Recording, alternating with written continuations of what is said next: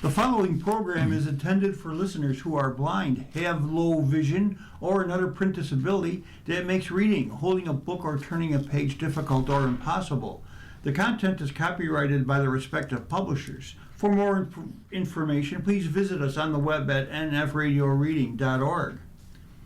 The Niagara Frontier Radio Reading Service now presents a reading of articles and features from USA Today for Thursday, April 2nd, 2026. Your readers today are Ken Drost and Jim Duffy. And beginning with our front page, Trump orders screening of ballots. Move for federal control meets stiff resistance. Zach Anderson of USA Today writes, President Donald Trump moved to exert federal control over voter rolls and mail-in ballots with an executive order that cracks down on a form of voting he frequently criticizes, even as he used it to cast his own ballot this year.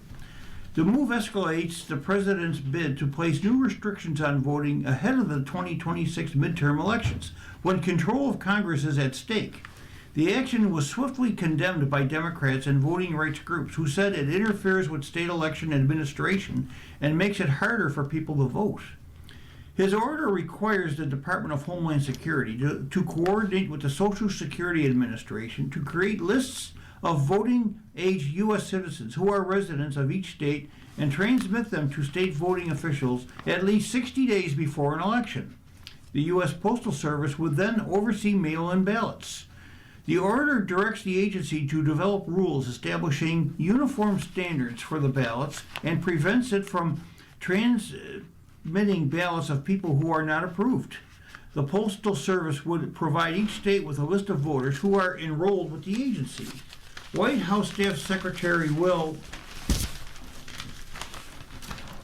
Scharf said the Postal Service would verify that ballots are being sent to people who are eligible to vote, and then the ballots being returned are being properly returned by eligible voters only. Trump has suggested for months that the federal government could nationalize the voting process, generating bipartisan pushback and alarming opponents who worried about the fairness of future contests. States have the authority under the Constitution over the times, places, and manner of federal elections. State and local authorities administer voting, though the Constitution gives Congress the power to make or alter election rules. Trump's effort to assert executive authority over elections is likely to be challenged in court. Mark Elias, a leading election law attorney backing Democrats, said on social media that if Trump signs an unconstitutional executive order to take over voting, we will sue. I don't bluff, and I usually win. The president signed the order March 31st at a White House event in the Oval Office, saying it will help a lot of elections and believes it's foolproof. Voting rights groups quickly came out against the order. Shocking. The mail-in president restricts mail-in voting, NAACP President Derek Johnson said in a statement. A hypocrite as always. Not only is his order unconstitutional, it's unserious. Trump has focused on voter legislation in the run-up to the November midterm elections, urging Congress to pass the Save America Act, which would require proof of citizenship to vote. The legislation has stalled in the Senate amid strong pushback from opponents. Trump has claimed that the 2020 election, which he lost to former President Joe Biden, was stolen, and he regularly targets vote by mail as rife with fraud. He asserted March 31st that the cheating on mail-in voting is legendary. Nevada Secretary of State Cisco Aguilar, who chairs the Democratic Association for State Officials who oversee elections, said Trump is trying to change the voting rules because he's worried he might lose. No matter what he says now, the president knows our election system is safe, secure, and reliable because he himself cast a mail ballot last week, Aguilar said, adding Trump is trying to bully states into making it harder for people to vote. Florida, a state Trump carried by 13 percentage points in 2024, is among states that widely use mail-in ballots. The president cast his ballot by mail in a special election March 24th in Florida. U.S. growth fueled by immigrants, a report shows. Mark Ramirez of USA Today writes, as the nation approaches its 250th anniversary, its population is larger and significantly older, more racially and ethnically diverse, and likelier to be foreign-born than it was at the time of the nation's bicentennial. This is according to a report compiled by the Pew Research Center. The U.S. population has grown to 340 million people over the past 50 years. That's an increase of more than 120 million, the center said. Much of that growth, it said, has been driven by immigrants, longer lifespans, and an increase in Asian and Hispanic Americans. As the 1970s got underway, the baby boom generation was still between 6 and 24 years of age, noted Ken Johnson, professor of sociology at the University of New Hampshire. That's not connected to the report. It was the first generation where many women went to college, Johnson said. Older generations were relatively small, having been born during the war and the Great Depression, and immigration was picking up. But pages are not cooperating today. Yeah, okay. Anyway. But it had been modest for decades before. The baby boom generation was the first to have many women with higher education, Johnson said. The resulting opportunities led many women to marry later and have fewer children, patterns that would endure in later generations. That bears out in the Pew analysis of U.S. Census data, which shows Americans today are less likely to be married and women are more likely to have college degrees. However, economic gaps have widened, the center said, despite many people being better off financially than they were half a century ago. With the baby boom cohort now ranging from 62 to 80 years of age, the share of Americans ages 65 and up has nearly doubled from 10% to 18%, the center said. While the nation's median age has risen across racial and ethnic groups, the increase is sharpest among white Americans between the ages of 30 and 45 years of age, and black Americans between 21 and 36 years of age. Since 1970, the center said, non-Hispanic white Americans have formed an increasingly smaller share of the U.S. population, falling from 83.5% to 56.3%.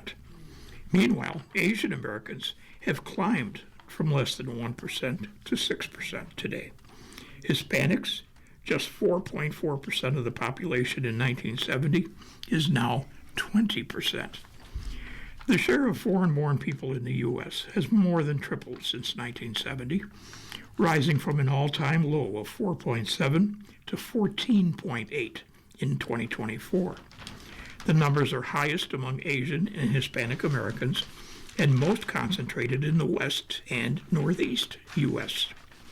Johnson noted that white Americans are largely older and no longer having children, while many immigrants are of younger childbearing age with above-average fertility rates. The diversity of the U.S. population is greatest for young children and least for the oldest part of the population. Census Bureau data released on March 26 shows immigration has slowed throughout the country, with 9 out of 10 U.S. counties experiencing lower immigration levels between July of 24 and July of 2025 compared to the year before. Meanwhile, the Pew Center analysis found America's population has shifted geographically as well, moving towards southern and western states. In 1970, it said, less than half of the U.S. population lived in the American South at 31%, and the West at 17%.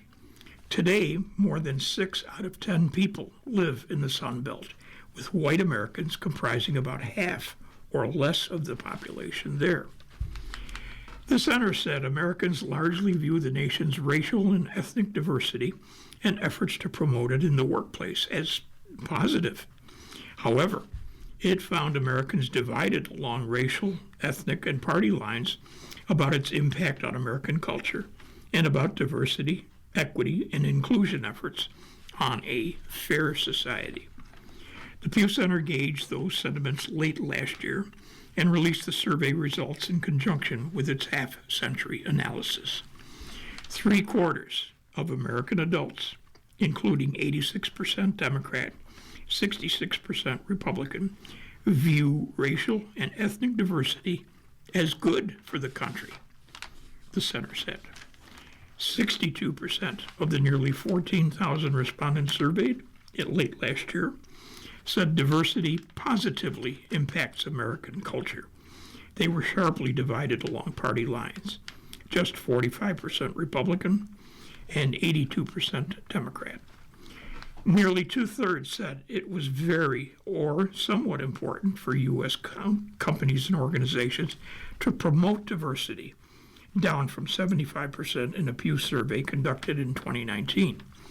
With the share of Democrats edging up a point to 87%, the decline was mostly among Republicans. 40% said such efforts were important, compared to 61% back in 2019. Likewise, Americans were divided on whether such efforts led to a fairer society. While 65% of Democrats say diversity efforts have made society fairer, just 18% of Republicans felt the same. Respondents broke along racial and ethnic lines as well. Only 38% of white adults said diversity efforts in workplaces and schools have made society fairer, compared to 53% of black adults, 48% of Asian, and 46% of Hispanic adults. The American family has changed substantially in the last half century. Americans now marry and have children later in life than they once did, and while U.S. women averaged about 3 children in 1970, the number has hovered closer to 2 over the last several decades. About half of American adults are married today, down from 69% in 1970. The decline steeper for adults without a 4-year college degree, while the portion of adults aged 50 and older who have never been married has risen from 7 to 10%. The share has tripled for black adults from 7 to 21%. Children in the United States are much less likely to live with 2 married parents than they were 50 years ago, with the share falling from 82% to 63%. The decline has taken place across racial and ethnic groups, except for households headed by Asian adults, which fell only slightly from 87% to 83%. Meanwhile, 22% of Americans now live in multi-generational households, compared to 13% in 1970. The increase has been highest among Black, Hispanic, and Asian Americans, climbing to 30% for those groups, compared to 16% for white Americans. A lot of Asian Americans still live in high-cost housing markets. According to Melanie Dela Cruz Viesca, Deputy Director of the Asian American Studies Center at the University of California. If they live in California or New York, it's more likely they feel comfortable living together. There's a lot of stigma around risky spending and a belief that it's better to save and not to be in debt than to be on your own. Americans getting skittish about traveling. It's not about one crisis, but multiple concerns. From Nathan Diller of USA Today. Kara Richardson had been looking forward to mid-March. The Georgia-based travel content creator, who is 42, had mapped out a trip to Orange County, California, where she planned to attend the Overland Expo. In the days leading up to her flight, however, a cascade of headlines, including geopolitical tensions and airport disruptions, began to chip away at her confidence in traveling at all. After reading reports that the FBI had warned California authorities of a potential attack by Iran on the U.S. coast, though the agency said it did not have substantial verified intelligence to back that claim up, she decided not to go. It spooked me enough that I was like, I think I'm just going to sit this one out, Richardson told USA Today. You're listening to a reading of today's USA Today on the Niagara Frontier Radio Reading Service. The time is 12:15. Continuing, other developments only reinforced her decision. A Southwest Airlines flight diverted over a possible security concern, long lines at airports, and rising airfares on her route. Richardson, who typically travels 5 or 6 times a year with her husband Dwayne, chose to stay home instead. Her hesitation reflects a broader moment of turbulence across the travel industry, one driven not by a single crisis, but by a convergence of concerns. In the early days of the COVID pandemic, travel demand collapsed under the weight of health concerns and government restrictions. In spring of this year, the pressures are more diffuse but no less impactful. Geopolitical tensions, including the war in Iran, and have revived fears of terrorism and instability. Former Homeland Security Secretary Jay Johnson told CNBC the United States is operating in a heightened security threat environment because of the fact that Iran is a state sponsor of terrorism. For some travelers, those warnings are hitting close to home. Kate Schwarthout, 50, prepared for a long-planned trip to visit family in New Zealand recently, but her mindset around flying shifted dramatically. And even though I'm still really nervous and more nervous about the domestic portion than the international, I just felt like it was worthwhile for me to go and try to put my fears aside, the California resident said. But in saying that, I can tell you right now, I'm going to be a mess on this flight. Schwarthout had largely overcome a lifelong fear of flying until now. I was in my mid-20s during 9/11, and those visuals are very much alive, she told USA Today. Though aviation experts continue to emphasize that the risk to air travel remains low and that potential threats extend beyond airports and planes, the psychological impact is harder to quantify. In the lead up to her trip, Schwarthout has turned to coping strategies like EFT, which is emotional freedom technique, tapping, meditation, and downloading favorite comfort shows and movies including Ted Lasso, Crazy Rich Asians, and Anyone But You. Still, the experience has prompted her to rethink plans. Though she typically flies at least once a month, she says she is really reconsidering doing domestic travel for the near future. Even travelers willing to push past safety fears are encountering practical hurdles closer to home. A partial government shutdown has strained the Transportation Security Administration, contributing to longer security lines at airports across the country. Staffing shortages have forced some travelers to build in significantly more time before flights, sometimes hours more than usual. For travelers like Richardson, that uncertainty is enough to derail plans entirely. We typically have to start trips in Atlanta, which is the busiest airport in the world, she said. And even though we have TSA pre-check, I thought even if I were to just go, okay, you can do this, you don't have to be spooked. Am I supposed to get to the airport 8 hours before my flight? Like, am I supposed to stay the night before? What am I supposed to do here? The usual advice to arrive 2 hours early for domestic flights and 3 hours for international trips has become less reliable amid fluctuating wait times and staffing levels. For frequent travelers accustomed to efficiency, the idea of arriving at the airport half a day early can feel untenable. At the same time, economic pressures are making travel more expensive. Rising gas prices have pushed up jet fuel costs, a major expense for airlines. Those increases are often passed on to consumers in the form of higher airfares, another factor Richardson cited as a reason for canceling her trip. Though demand for travel surged in the years immediately after COVID restrictions, price sensitivity appears to be returning as uncertainty about the economy grows. Early indicators suggest these overlapping concerns are beginning to affect global travel patterns. According to Cirium, an aviation analytics company, advanced booking directional data shows a notable decline in transatlantic travel demand for summer of this year. Bookings from Europe to the United States have fallen 15.34% year over year, and bookings from the United States to Europe are down 11.19% year over year. The data compares travel taking place in July of this year and July of last year based on bookings made through online travel agencies excuse me, and global distribution systems from October 7th of last year to March 14th versus the same booking window a year earlier.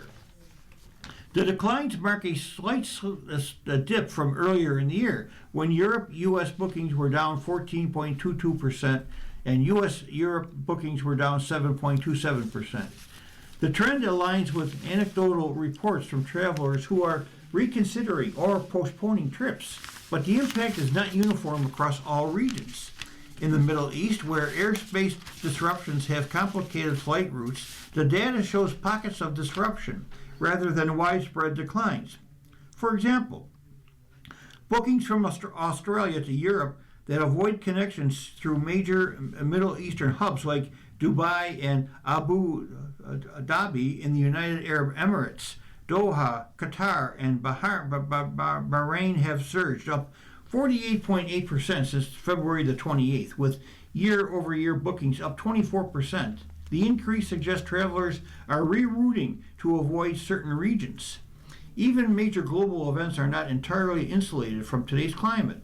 Bookings from Europe to FIFA World Cup host cities in North America, including New York, New Jersey, Los Angeles, Atlanta, and Miami, are down 6.7% year over year for travel in June of this year, according to Cirium. Canada has seen a smaller dip of 1.5%, while bookings to Mexico are down 6.4%. City-level data show sharper declines from certain European hubs. For example, bookings from Frankfurt to the United States are down 35.74%, and Amsterdam origin bookings have dropped 22.91%, suggesting that even marquee events are contending with the same headwinds affecting the broader industry. On the U.S. side, demand to major European destinations has also softened. Bookings to Frankfurt, Germany are down 26.8%, and London bookings are down 11.31%. For now, some U.S. travelers are adopting a cautious stance.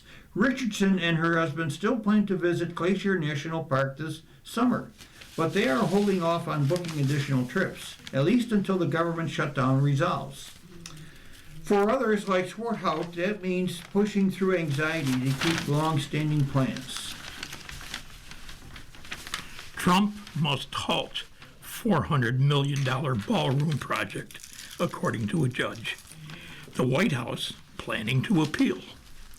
Swapna Venugopal Ramaswamy of USA Today writes, a federal judge issued an order to halt President Trump's plan to build a $400 million White House ballroom at the site of the since demolished East Wing, saying no work can proceed absent express authorization from Congress.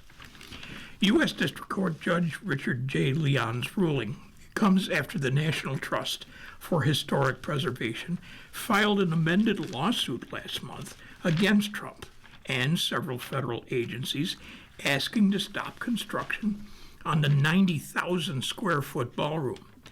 The nonprofit group argued that Trump should have sought Congress's permission before the demolition of the East Wing. An earlier December lawsuit had been dismissed by the judge, who said the organization did not sufficiently prove the president was exceeding his powers. But the latest ruling stops any actions, including, but not limited to, any further demolition, site preparation work, landscape alteration, excavation, foundation work, or other construction or related work, other than moves that are strictly necessary to ensure security in the area. Carol Quillen, President and CEO of the National Trust for Historic Preservation, said in a statement she was pleased with the decision. This is a win for the American people on a project that forever impacts one of the most beloved and iconic places in our nation. The order takes effect April 14. That's 14 days from the date it was issued. The White House team is required to file a report apprising the court of the status of their compliance within 21 days after the date the order takes effect. Trump clearly has the legal authority to modernize, renovate, and beautify the White House, just like all of his predecessors did. We will immediately appeal this egregious decision and are confident we will prevail, according to White House spokesperson Davis Ingle. 2 days before the ruling, Trump said an important part of the ballroom he's building for the White House is a massive military complex underneath it that was supposed to remain a secret. He blamed the lawsuit for exposing the secret. Now the military is building a big complex under the ballroom, which has come out recently because of a stupid lawsuit that was filed, Trump said. But the military is building a massive complex under the ballroom, and that's under construction, and we're doing very well. Now, minutes after the ruling, Trump railed against the National Trust for Historic Preservation in a post on X, calling the group a radical left group of lunatics whose funding was stopped by Congress in 2005. The National Trust for Historic Preservation sues me for a ballroom that is under budget, ahead of schedule, and being built at no cost to the taxpayer, and will be the finest building of its kind anywhere in the world, he wrote. On March 23rd, a coalition of 8 cultural heritage and architectural organizations, including the National Trust for Historic Preservation, jointly represented by 3 law firms, filed a suit in federal district court in Washington, D.C., seeking to require the Trump administration to comply with historic preservation laws and secure congressional authorization before altering the John F. Kennedy Center for the Performing Arts. Trump also lashed out against the Kennedy Center lawsuit in his reaction to the ballroom ruling. I then get sued by them over the renovation of the dilapidated and structurally unsound former Kennedy Center, now the Trump Kennedy Center, a show of bipartisan unity, a Republican and Democrat president, where all I am doing is fixing, cleaning, running, and sprucing up a terribly maintained, for many years, building, but a building of potentially great importance. On April 2nd, the National Capital Planning Commission, overseer of federal property development and site designs, will vote on the ballroom after a public hearing last month. The hearing drew more than 35,000 comments, the majority of which were negative. Trump says Iran war could end quickly. President pondering on pulling out of NATO. From Michael Loria, Kim Helmgard, Kate Perez, and Christopher Kahn of USA Today. President Donald Trump, ahead of his scheduled prime-time address to the nation, signaled the United States may soon end its part in the Iran war, but sent conflicting messages on his strategy. In a social media post yesterday, Trump said Iran's new regime president asked for a ceasefire, but added that he would only consider it when the Strait of Hormuz is open. Iran's new regime president, much less radicalized and far more intelligent than his predecessors, has just asked the United States of America for a ceasefire, Trump said in a Truth Social post. We will consider when Hormuz Strait is open, free, and clear. Until then, we are blasting Iran into oblivion, or as they say, back to the Stone Ages. It's unclear who Trump is referring to as Iran's new regime president. The country's president, Masoud Pezeshkian, has been in power since 2024. A day earlier, Trump said the United States would leave Iran in a matter of weeks, even if the strait remained closed and no ceasefire deal is struck. Trump and Secretary of State Marco Rubio have both indicated the United States will soon end its part in the Iran war, the fight the White House launched over a month ago. The United States will be out of Iran pretty quickly and could return for spot hits if needed, Trump told Reuters early on April the 1st. Within 2 weeks, maybe 3, he told reporters the day before in the Oval Office. Rubio, the night before, told Fox News Channel's Hannity program there was potential for a direct meeting at some point, and the United States could see the finish line. You're listening to a reading of today's USA Today on the Niagara Frontier Radio reading service. The time is 12:30. Continuing, speaking to Reuters hours before his scheduled address, Trump expressed hope for a deal, saying, "We have had full regime change. I'm dealing with a very good chance that we'll make a deal because they don't want to be blasted anymore. I didn't need regime change, but we got it because of the casualties of war. We got it. So we have regime change, and the big thing we have is they're not going to have a nuclear weapon," said Trump, adding, "nor do they want one." Despite expressing his hope for a deal, Trump said it is not a prerequisite to end the war with Iran. Iran doesn't have to make a deal. No, he told the reporters on March 30th, adding that he would leave Iran even if the Strait of Hormuz wasn't open, leaving it to U.S. allied countries to open the critical shipping lane that has been effectively shut down by Iran, surging global energy prices. This is a stark reversal from comments he made earlier in the week.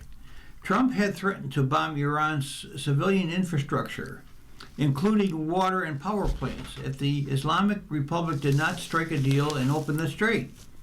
Trump has twice delayed strikes on Iran's energy sites, citing negotiations that Iran has repeatedly denied. The White House's move to strongly signal the end of the war comes as Trump's original 6-week estimate approaches, and as new polling shows, some 2/3 of Americans want the U.S. to quit its involvement, even if it means the administration falls short of its objectives. About 66% of respondents of a Reuters Ipsos poll said they wanted U.S. officials to end the country's involvement in the war. Around 27% said the country should finish its mission, even if the war goes on for an extended period of time. About 6% of the respondents did not answer the question. About 40% of Republican respondents supported ending the war soon, even if the president does not achieve his goals. Around 57% supported a longer war. The survey was conducted March 27th through the 29th and polled 1,021 people. Gas prices have risen precipitously since the war's start, topping $4 per gallon on average. Trump said in an interview with a British newspaper that he's strongly considering pulling the United States out of the NATO military alliance because it did not join the United States and Israel the war on Iran.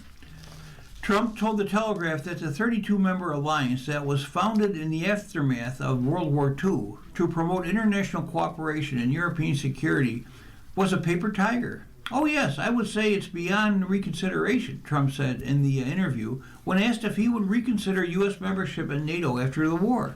Trump has long disparaged NATO and sought to get other members of the alliance to boost their defense spending.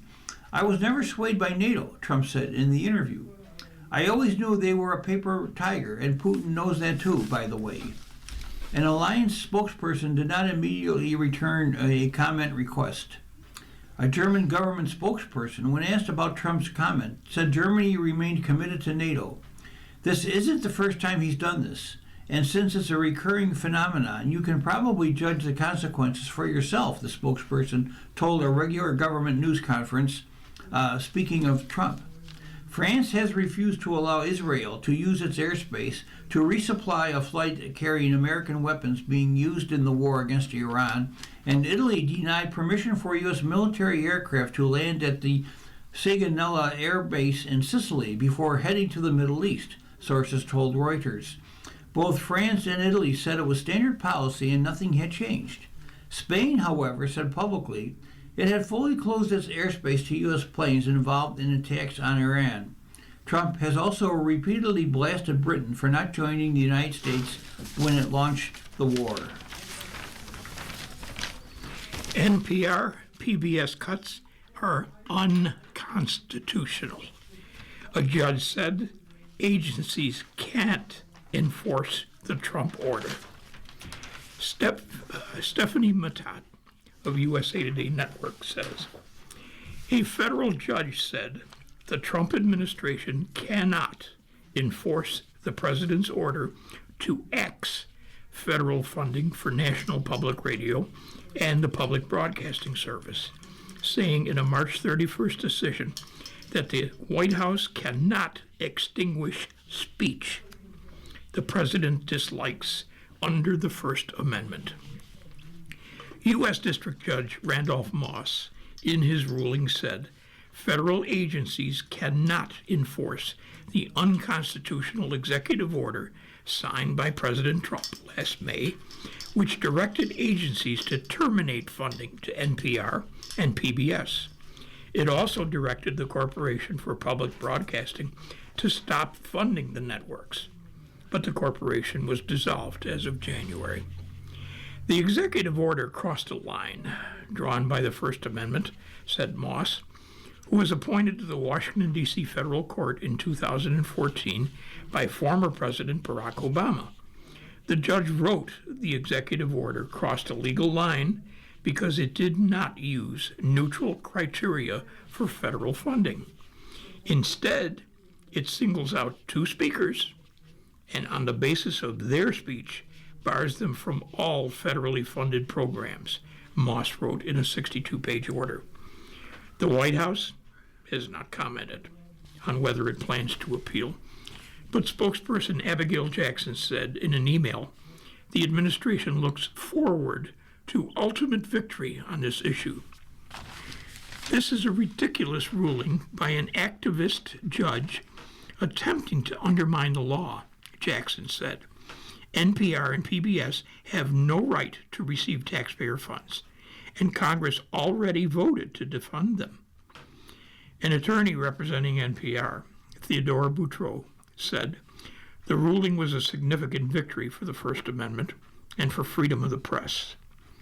As the court expressly recognized, the First Amendment draws a line which the government may not cross at efforts to use government power, including the power of the purse, to punish or suppress disfavored expression by others.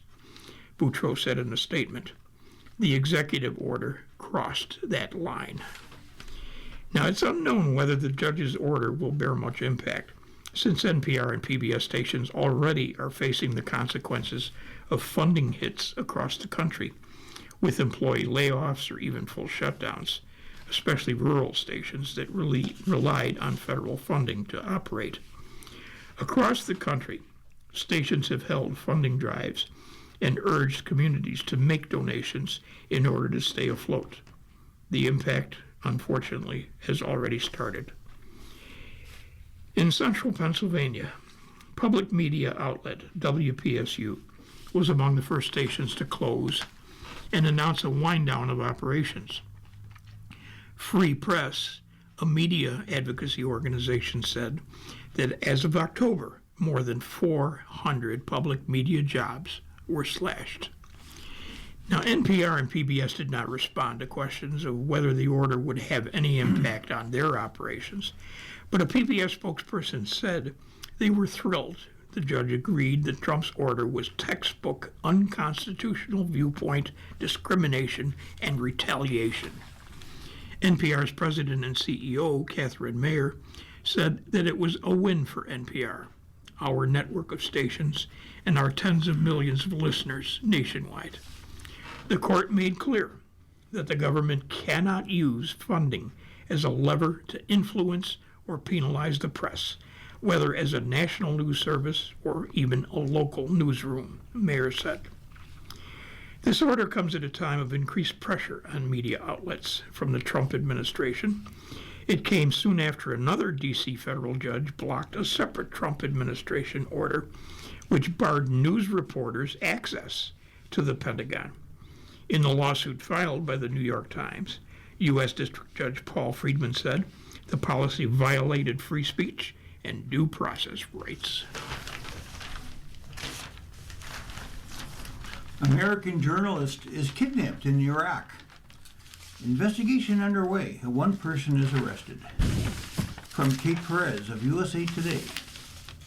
Award-winning American journalist Shelley Kittleson was kidnapped in Iraq on March 31st, according to multiple news outlets, and the country's foreign minister has launched an investigation. A State Department official said the United States was aware of the reported kidnapping of an American journalist in Baghdad, adding that Washington had issued a warning. The State Department previously fulfilled our duty to warn this individual of threats against them, and we will continue to coordinate with the FBI to ensure their release as quickly as possible. Dylan Johnson, Assistant Secretary of State for Global Public Affairs, said this on X. He did not refer to Kittleson by name. Who is Shelley Kittleson? Kittleson is an independent journalist based in the Middle East. Her work has been contributed to multiple publications over the past decade, including Al Mahala, Al Monitor, ANSA, and RAI Radio Tray, among other freelance work, according to her public LinkedIn account. Kittleson's biography on X says she's an award-winning journalist reporting from the Middle East and Afghanistan for additional media companies not listed on her LinkedIn account, including Foreign Policy, BBC World Service, New Lines Magazine, and Politico. Her biography for New Lines Magazine says Kittleson mainly reports on issues related to security, conflict, and post-conflict in the Middle East and its environs. Kittleson started reporting from Afghanistan and, in the years since, reported extensively from the ground in Syria and Iraq, the site said. Kittleson won the Italian Journalism Award, Premio Caravella, in 2017 for her war zone reporting, according to the Italian Institute for International Political Studies. And what happened to Kittleson? Kittleson's kidnapping triggered a search that has led to the arrest of one person believed to be involved, USA Today has reported. Iraq's Interior Ministry confirmed in a statement that a foreign journalist was abducted and said an immediate investigation was launched to track the kidnappers' movements. Authorities located a car used by the kidnappers, which had overturned as the suspects fled. The ministry affirms that efforts are ongoing to track down the remaining perpetrators and secure the release of the abducted woman, and to take due legal action against all those involved in this criminal act in accordance with the law, according to the ministry. Investigations, I should say, are still underway to fully uncover the circumstances of the incident, and further details will be provided later. Al Monitor issued a statement calling for her safe and immediate release. We stand by her vital reporting from the region and call for her swift return to continue her important work. Kittleson's biography on Al Monitor's website describes her as a journalist specializing in the Middle East and Afghanistan. Moving along to the money section, women in the top 1% face a long journey. Only 5% of top income earners are women. Madeline Mitchell of USA Today writes, working in tech, Nancy Marzouk was used to being the only woman in the room. It doesn't mean she liked it. I felt like I constantly overperformed, yet was under potentially more scrutiny than other people, if that makes sense, said Marzouk, age 52. She's gone to school for fine arts, but fell into advertising after undergrad and grew to love the industry. As she rose in the ranks at various marketing and tech agencies, she felt like she was always working harder than the people around her, but wasn't moving up the ladder at the same rate. The companies were not going to change. I had to leave to change it, basically. That's how I felt, she said. I felt like I had gotten to the point in my career where it wasn't about what I did. There was just too much politics at play. And so if you were not part of that, like, the boys' club, then it didn't matter what I did. Marzouk took a risk. She left her stable corporate job and launched her own startup, MediaWalla, a data management company, in 2013. Now she makes between $600,000 and $800,000 every year, placing her in the top 1% of income earners in the country, according to Smart Asset. Among the top 1% of income earners in the U.S., only 5% are women, according to an American Sociological Review study from 2019. Emily Riley, another woman in the top 1% and a researcher, recently surveyed 145 of these women to find out what it takes to be a woman in the top 1%. Another 180 women surveyed in the report earn more than $300,000.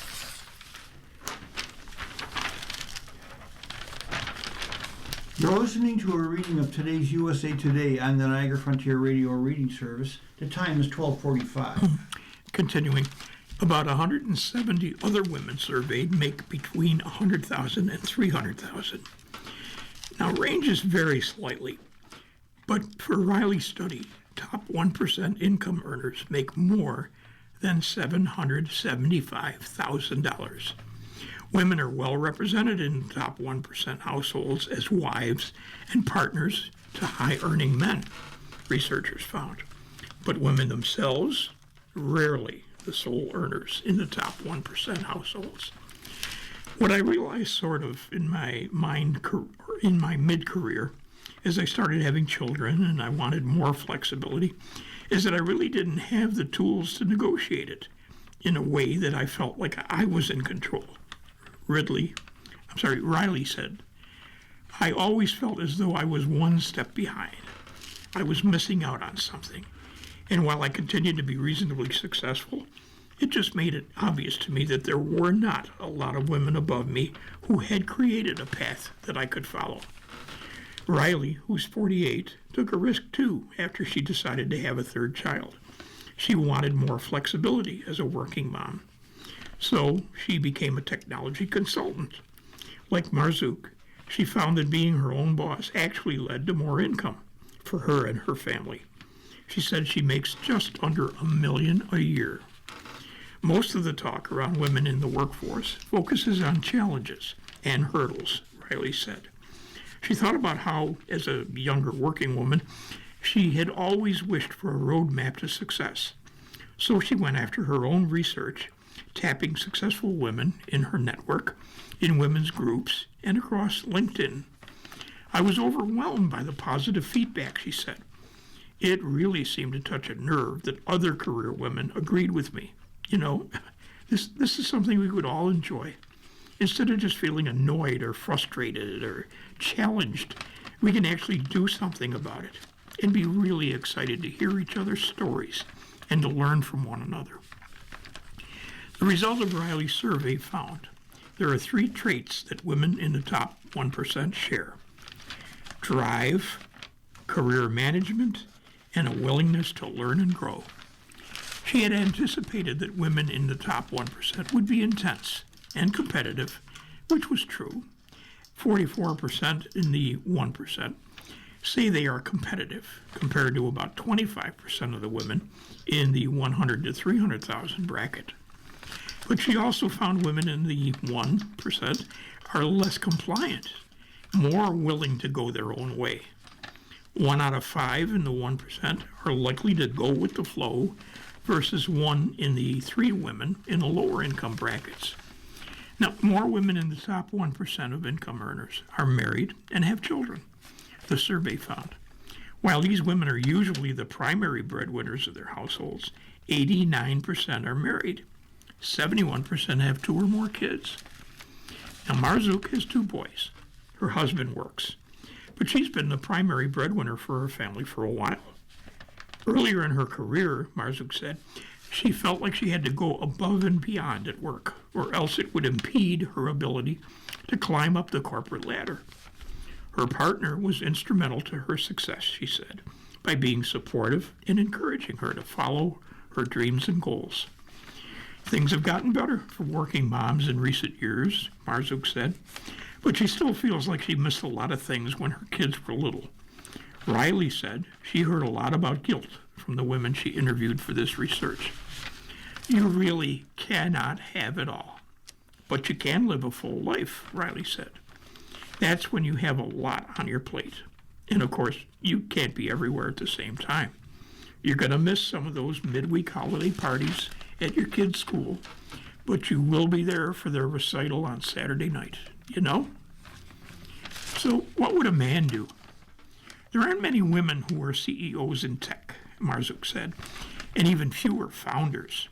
She gets excited when she hears about women who are looking to start their own company in the advertising and technology space and wants to help.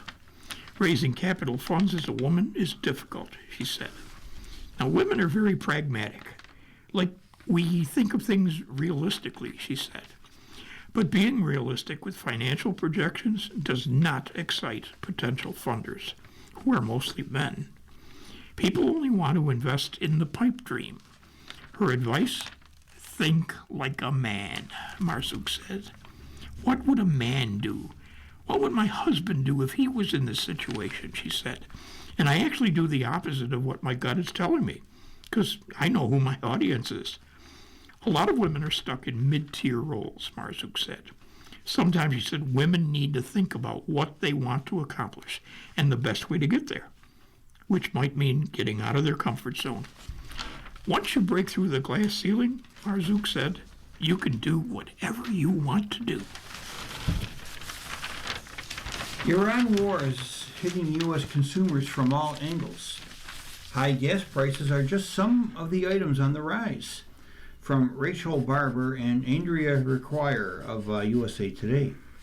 The average cost of a gallon of gasoline topped $4 nationwide on March 31st as the war in Iran continues to drive up oil costs and cause pain at the pump. But Wall Street rallied on reports of a potential détente, even as consumer sentiment seesawed. The war has blocked most traffic in the Strait of Hormuz, which typically carries about 20% of the global oil supply. The average price of unleaded gas has climbed to more than $1 in the month since the war began. Fighting continued on March 31st, and President Trump threatened to execute a large-scale bombing campaign against Iranian civilian infrastructure. But stocks were buoyed by reports that Iranian President Masoud Pezeshkian was willing to negotiate. Regular unleaded gas averaged $4.30.032 a gallon nationwide in the afternoon of March 31st, up from $2.98 in February, according to GasBuddy's real-time tracker. Brent crude, the global oil benchmark, topped more than $100 a barrel on March 30th for the first time since 2022 when Russia invaded Ukraine. On March 31st, it was over $118 a barrel. The conflict in the Middle East and the ensuing rise in oil prices represents the latest in a long line of challenges for the U.S. consumer, said Ben Shumway, a Goldman Sachs analyst in a March 31st report. While energy costs have been this high in recent memory, the costs of everything else across the economy, from food to health care, have increased dramatically. Most analysts believe there's no relief in sight as long as the war continues. On March 30th, for example, JetBlue raised its checked bag fees, citing higher operating expenses. Nashia Israel, who was filling up her Mercedes-Benz GLA 250 at an Amoco gas station in Silver Spring, Maryland, where gas was going for $4.19 a gallon, blamed the rising costs on whoever is in charge, adding that her issues are not just with the prices. There's something wrong with the quality. Everything is wrong with it, Israel says. It's expensive. It doesn't last. There is something wrong with the quality and price of the gas. A closely watched reading of consumer confidence from the conference board was higher than expected on March 31st. Still, some of the details reflected concerns. Consumers' write-in responses on factors affecting the economy continue to skew towards pessimism, the group's chief economist said in a statement. Comments about the prices and the cost of goods suggest that the cost of living remained at the top of consumers' minds. As the war in Iran overlaps significantly with the survey sample period, comments about oil, gas, and war conflict spiked. This reading contrasts with the University of Michigan's final tally for March, which slid more sharply than analysts had anticipated. Some consumers took the price shock in stride. At Wawa in Charlottesville, Virginia, where gas was $3.99 a gallon, Tim Southern, 60, was filling his tank. Southern lives in Waynesboro, Virginia, about 30 miles west though he does a good amount of driving, Southern said, it is what it is when it comes to the cost. I believe in what the president's doing, so if it means me spending a little bit more gas to free some people in other countries, it's a small sacrifice on my part. He noted that the streets were still filled with cars, still despite the climbing gas prices. It's something we got to have, so you're going to find a way to have it, he says. Stocks surged on March 31st, even as gas prices spiked. A reminder that Main Street and Wall Street don't always move in tandem. The Dow Jones Industrial Average was up more than 1,000 points in the afternoon, while the Nasdaq popped up nearly 4%. Financial markets have focused on the ultimate path of inflation throughout the 5-week war, and a decline in bond yields on March 31st may have helped stocks find their footing. Bond yields fall as prices rise, and vice versa. Investors have been selling fixed income assets because they become less valuable when overall costs are rising. The 10-year U.S. Treasury yield was more than 3 basis points lower on March 31st. It's important to note that March 31st is both the end of the month and the end of the quarter, when massive institutional investors like mutual funds need to rebalance their portfolios. Those flows may have influenced the market's patterns on March 31st. Other cross-currents may be influencing financial flows as well. Some analysts attribute the recent massive sell-off in gold, normally a haven for investors, to central banks needing to raise cash to fund their war efforts. And how will the Fed react?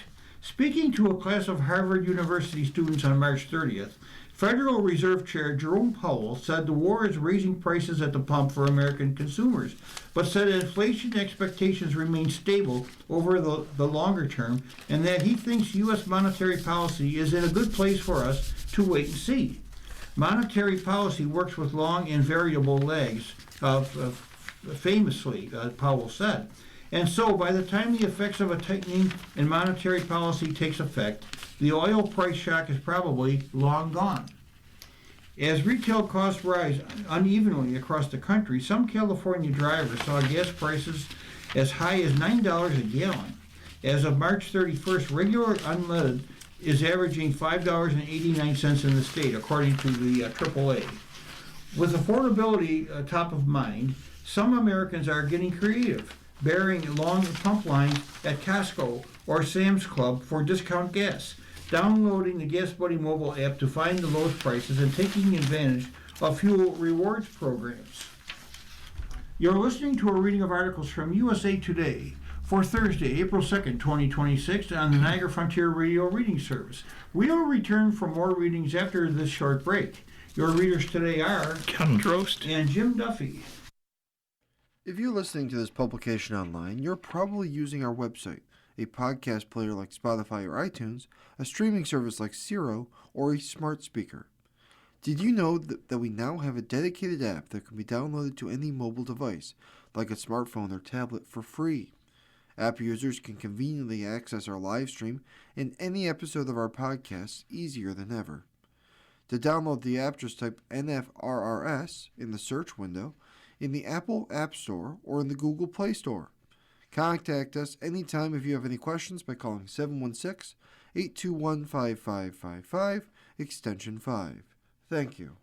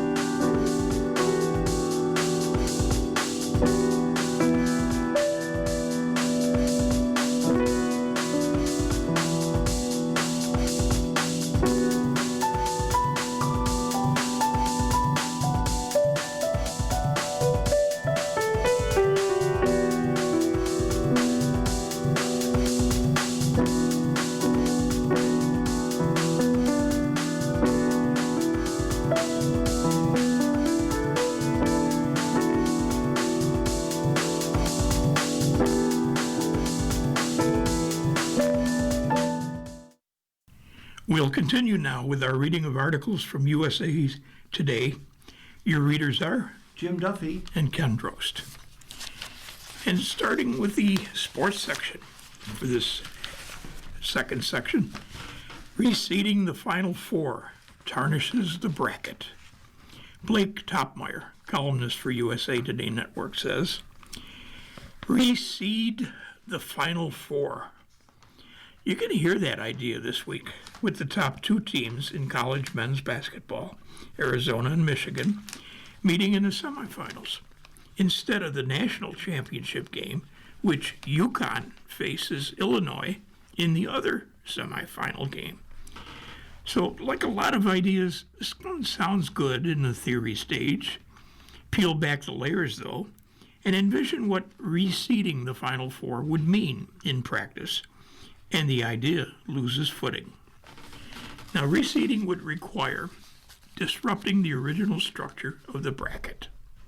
I've said it before, I'll say it again, and I'll keep saying it as long as the NCAA has the tournament format.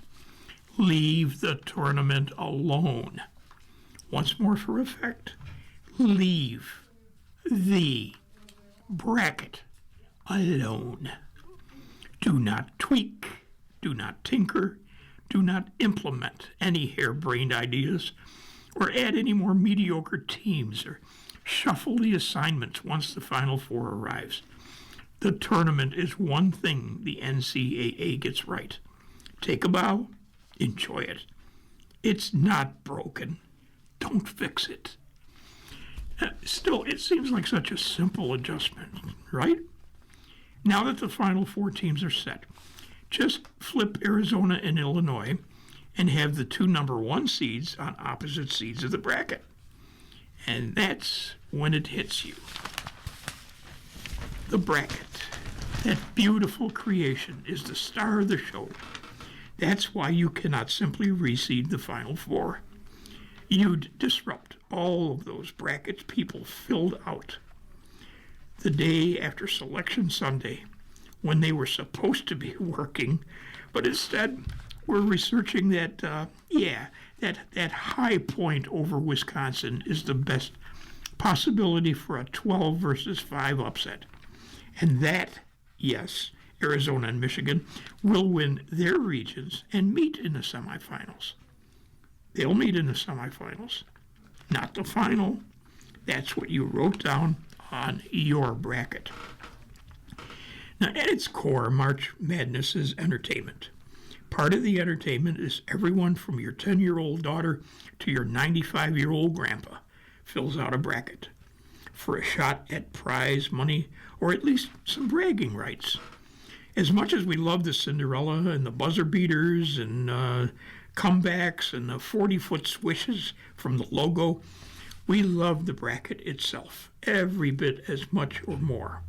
We like highlighting our correct picks and seeing our predictions come true. Anybody can understand how the bracket works, even if you don't watch a single minute of basketball before March, even if you wouldn't watch a single second of the tournament, if not to see how your bracket fares against your mother-in-law's bracket.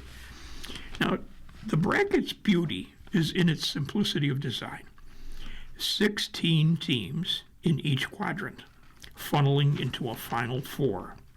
A team loses, it's out. Win, advance. Now, as you fill it out, you decide which two teams you think are going to meet next. Smart prognosticators keep writing down Arizona and Michigan until they reach the Final Four. If the bracket got reseeded, how does that work for your bracket pool? Everybody repicks their Final Four 2 weeks into the tournament? Forget it. Anyway, the moment we think we figured out March Madness, we're reminded this tournament is not so easy to figure out, even within a year when two number one seeds meet in the Final Four. The old-timers can tell us stories of the 1983 Final Four. That year, number one Houston and number one Louisville met in one semifinal. Phi Slamma Jamma versus the Doctors of Dunk. In the other semifinal, number 4 Georgia versus number 6 North Carolina State. The Houston-Louisville game on Saturday became the marquee attraction. Surely the winner would win it all, right? Houston went for 94 points against Louisville. 2 nights later came one of the biggest stunners in tournament history. The Wolfpack, an OG Cinderella, stunned Houston in the final, winning on a buzzer-beating dunk, and Jim Valvano went running onto the court looking for somebody, anybody, to hug. If you watched it, you're never going to forget it. If you didn't, you've probably seen the highlights so many times, you almost feel like you lived through it. The idea of reseeding the Final Four goes back more than 2 decades.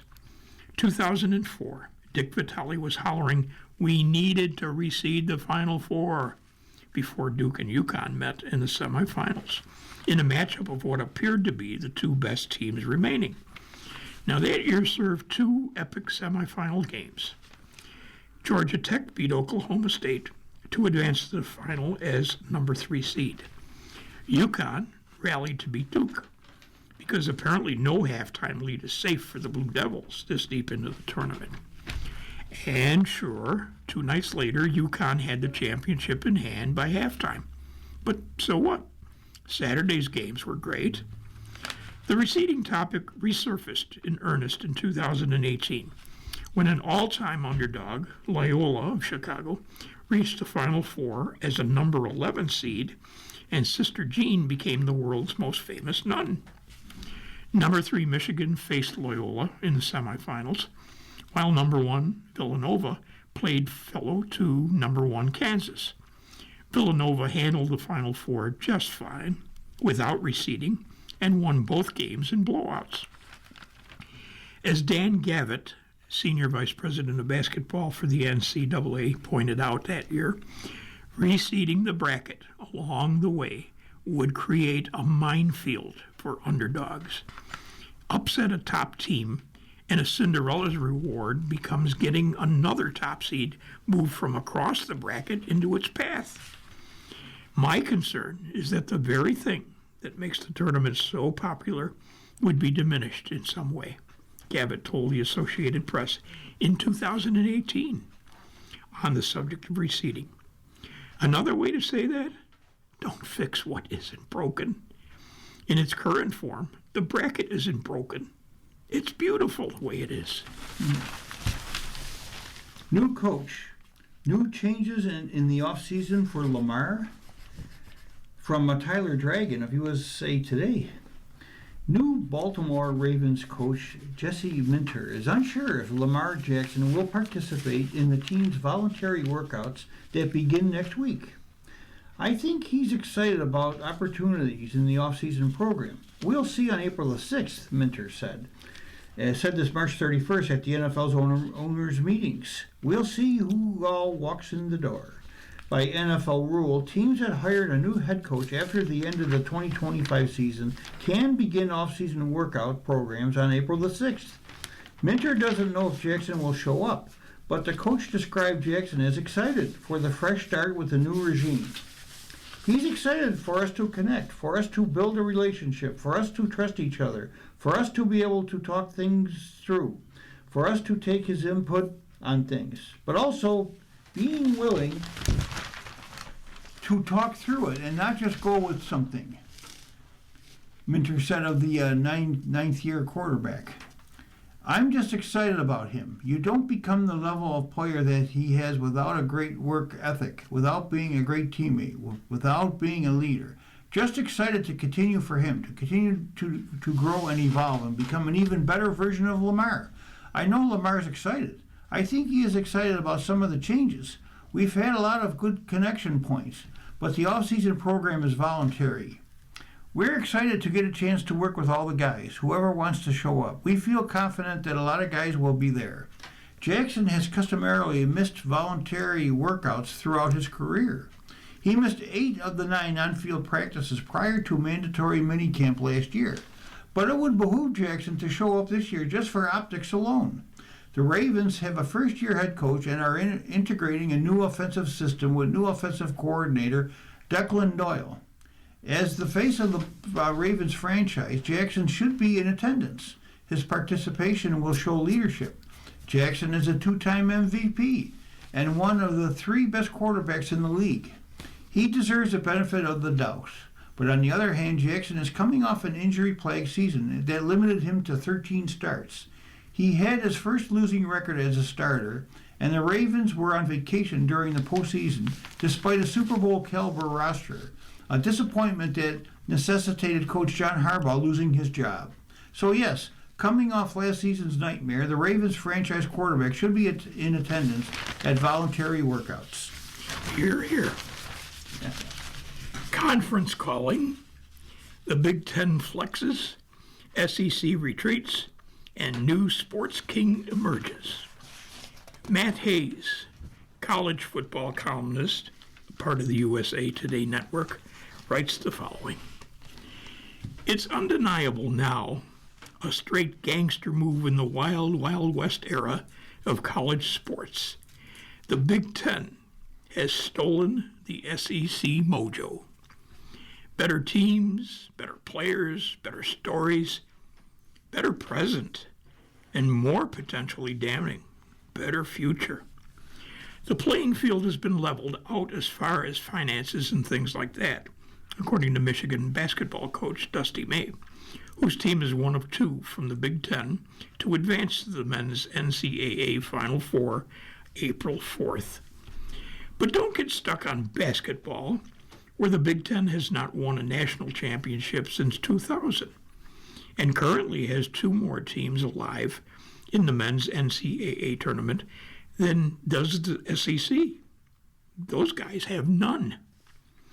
Now this is paradigm change 5 years in the making, running parallel with the explosion of name, image, and likeness, that's NIL, and a free player movement.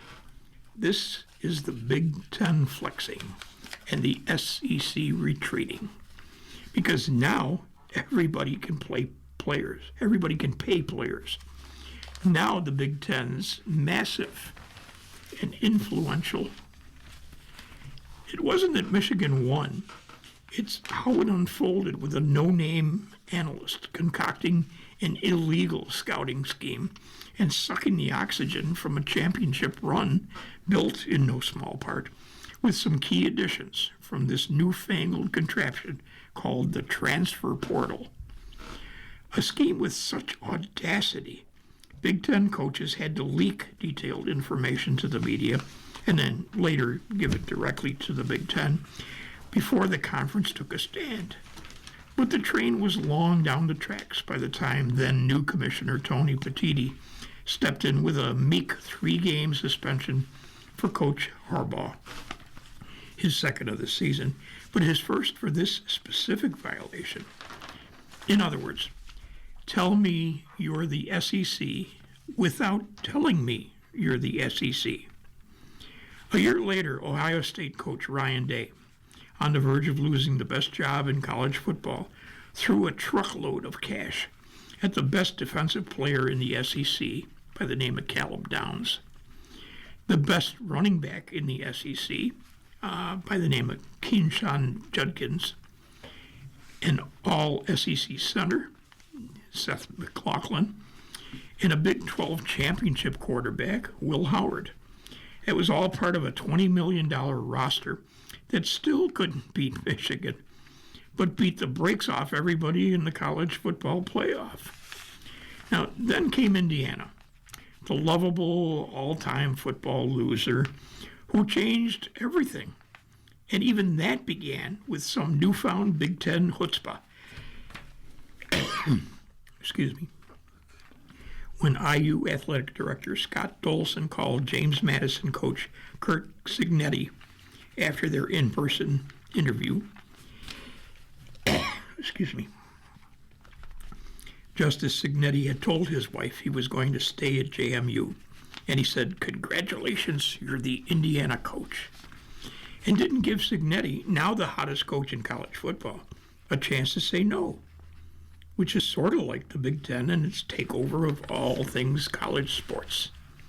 Kill it and then eat it. Even missteps off the field have been overshadowed by other bold and brash moves. While Petiti had a couple of faux pas, hello, capital investment, his unwavering stance on the CFP is beginning to show cracks in the SEC armor.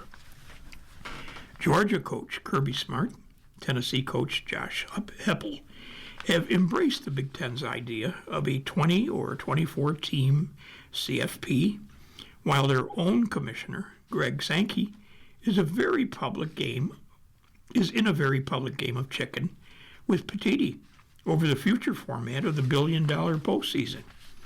Sankey wants 16 teams. Petiti wants 20 or 24 teams. It's never a good sign when the SEC's most high-profile coach and arguably the game's best coach sides with the Big Ten. The Big Ten already has the better media rights deal and delivers more money to a majority of its member institutions, not all of them newbies, than the SEC. The Big Ten has the bigger television markets and the ability, though not yet realized, to dominate ratings. There's the possibility of an all Big Ten final in the NCAA tournament, which hasn't happened since the Big 12 did it in 1988. You think that's crazy? Hold on to your tall glass of sweet tea. For the love of all things, SEC, the Big Ten currently has the number one ranked team in college baseball, a sport the Big Ten didn't give two flips about prior to expansion. Before that is beginning this cutthroat philosophy of kill and then eat. About the same time, May's Wolverines advanced to the Final Four for the first time since 2018, LSU was announcing the return hire of former disgraced coach Will Wade. The school trumpeted the move on social media by comparing Wade, the multi-level NCAA cheater, to Napoleon and calling him General. We're coming back to try to hang a banner, win a national championship, Wade said. Or, I'm going to be the first coach fired from the same school twice. Now, tell me you've stolen the SEC's mojo without telling me.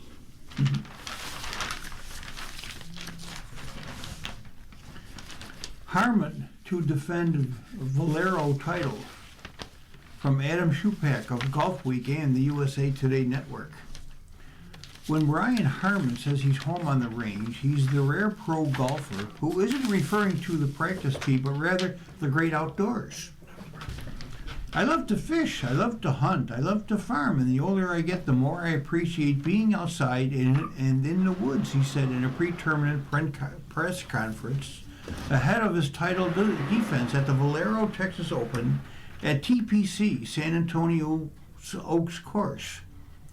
Harmon's love of hunting became a topic of conversation during his run to winning the 2023 British Open at Royal Liverpool, or Hoylake, as it is also referred to.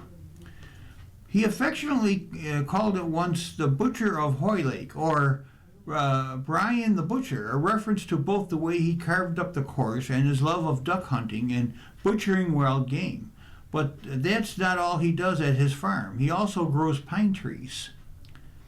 It's the biggest crop for us in Georgia, he explained. All those Amazon boxes you get, a couple of them come from my farm, I'd like to think. The 38-year-old bought several hundred acres in the southeast quarter of the state that were actively being farmed for pine trees and has been restoring the land to its past glory. We're on a 20-year rotation, he said. At year 30, we clear cut and replant. We're doing it a little bit differently because I care about the ecology more than the dollars. I can talk about this for hours, but I'm trying to restore the land to how it was back before we started farming it. I probably won't get to see it done. It's a 50-year project. Really, it's just fun. Excuse me. You feel like you're helping the animals out, and we make a little money doing it, although not much. Deer antlers aren't the only trophies that adorn his house. Harmon has the trophy from winning the 2025 Valero Texas Open on display, in his living room at home. It's beautiful, but a heavy damn thing, he said. Boy, it is heavy. A year ago, Harman clinched a 3-stroke victory, his 4th of his career, with a final round 75, the highest score by a winner on the PGA Tour since 2020. On a day when the wind flipped directions and that he called a war of attrition, Harman relied on his short game and putting. He had discovered that his iron play statistically was as sharp as ever, but his putting from 10 to 20 feet had dipped precipitously. So he changed putters that week, but in a most unscientific way.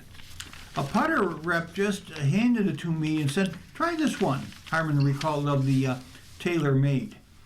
He ranked 2nd in strokes gained, approached the green, and 6th in strokes gained, putting en route to victory.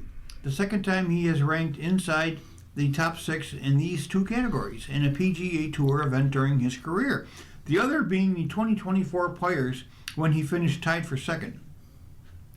He also escaped what he termed a couple of squirrely tee shots, including at the 9th, where he was lucky to find his ball, chipped it out, and salvaged a bogey.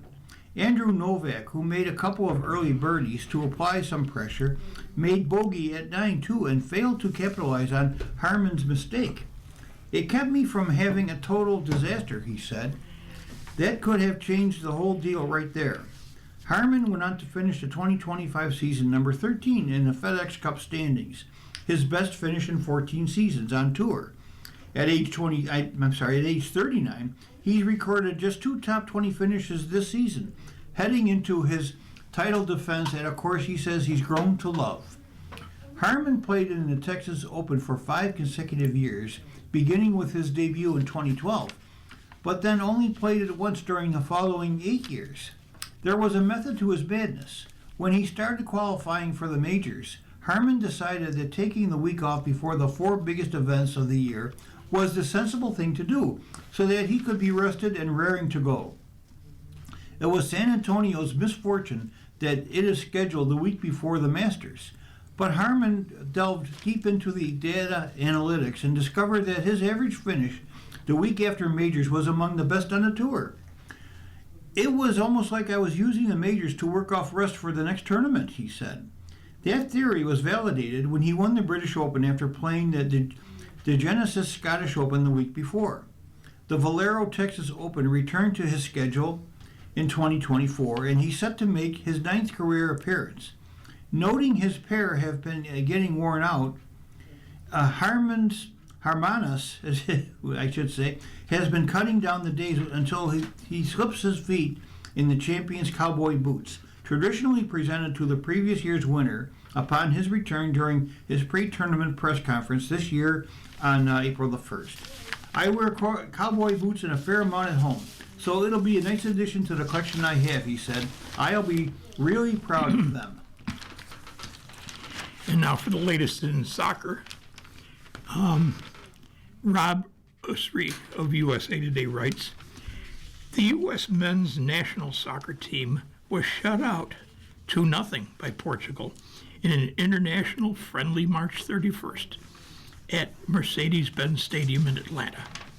Mauricio Pochettino's final lineup selection before naming his roster for the World Cup was a head-scratching one.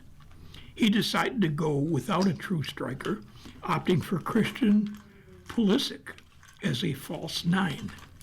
Now, after a mainly even first half, Portugal capitalized on a midfield turnover and hit the U.S. on a counter in the 37th minute.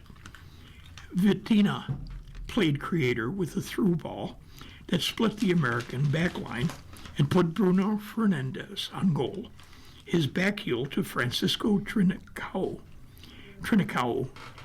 led to a clinical finish for the opening goal. After the break, the visitors took over the match and exuded their quality.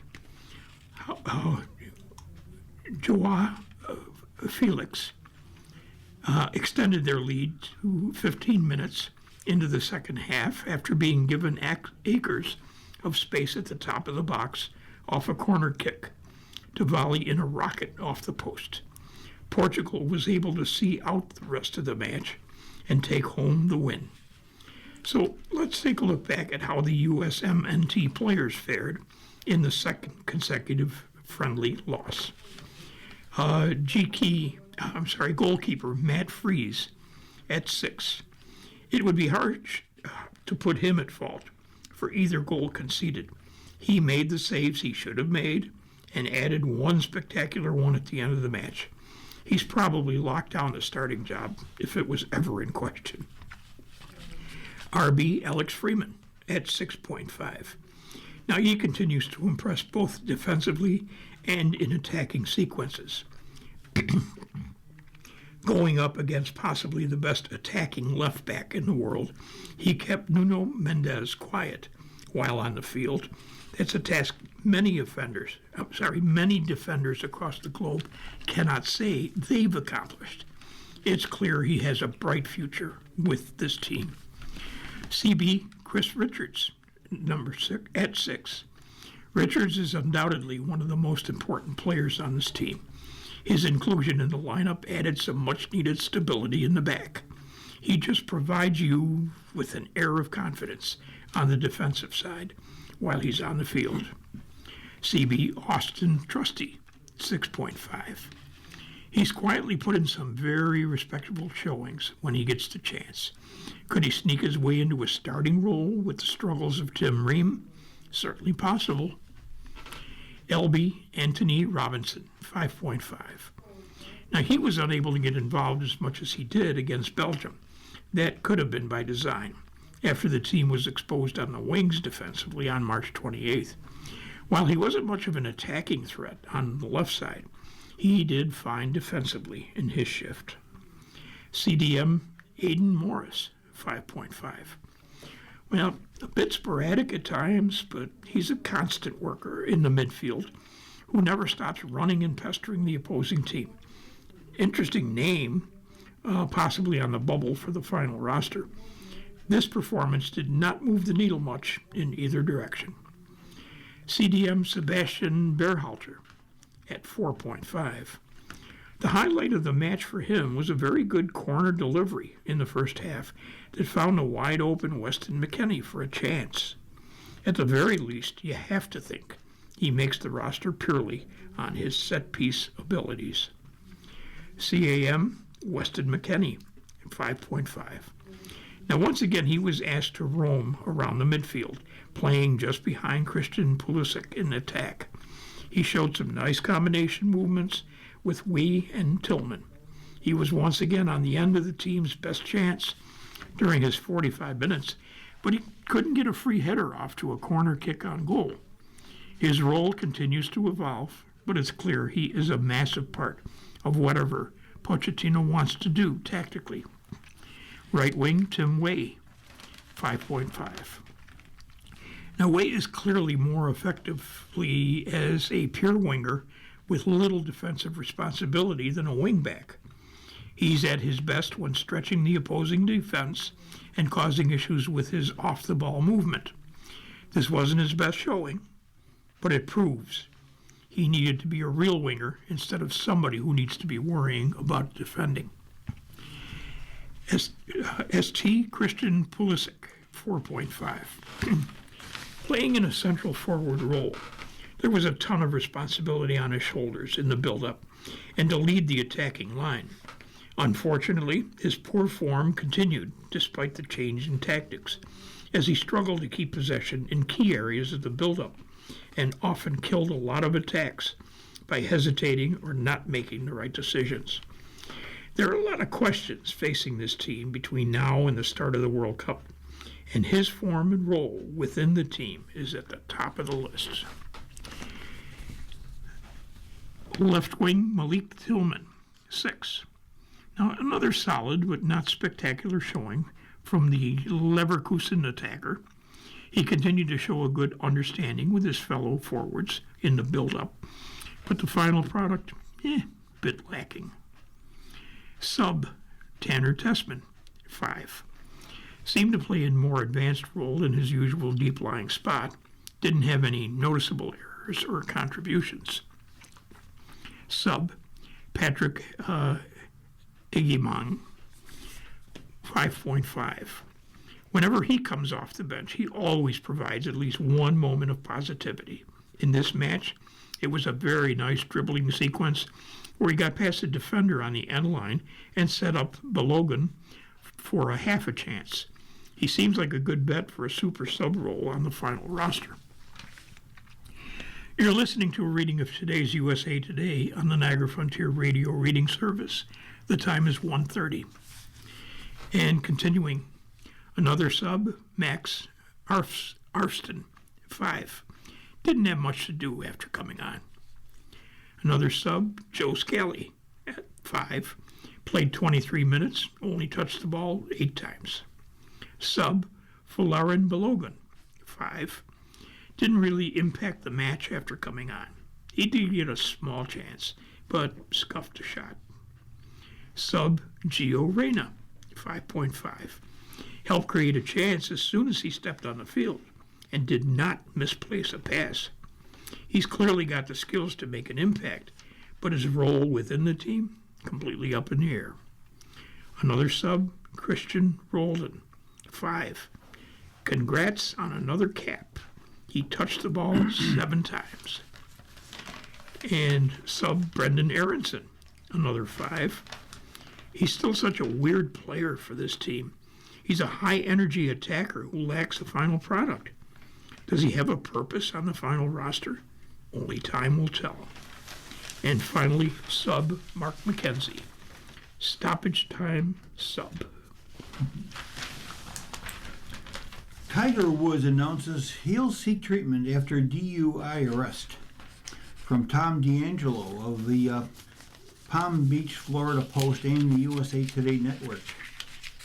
Tiger Woods is stepping away from golf to seek treatment and focus on his health, he announced on social media.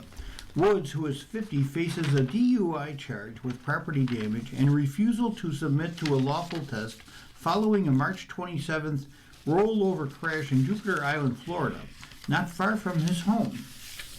I know and understand the seriousness of the situation I find myself in today, Woods wrote on March the 31st. I am stepping away for a period of time to seek treatment and focus on my health. This is necessary in order for me to prioritize my well-being and work toward lasting recovery. I am committed to taking the time needed to return in a healthier, stronger, and more focused place, both personally and professionally. I appreciate your understanding and support and ask for privacy for my family, loved ones, and myself at this time. Earlier in the day, Woods pleaded not guilty to the DUI charge in Martin County Court. The wreck was the second time since 2021 that Woods has been in a crash in which his vehicle rolled over, and the second time since 2017 he has been arrested on DUI charges. Woods has requested a jury trial and has hired Douglas Duncan, the attorney who represented him during his 2017 DUI case in Jupiter. He'll be arraigned April 23rd before Martin County Judge Kathleen Roberts. He will not be required to attend.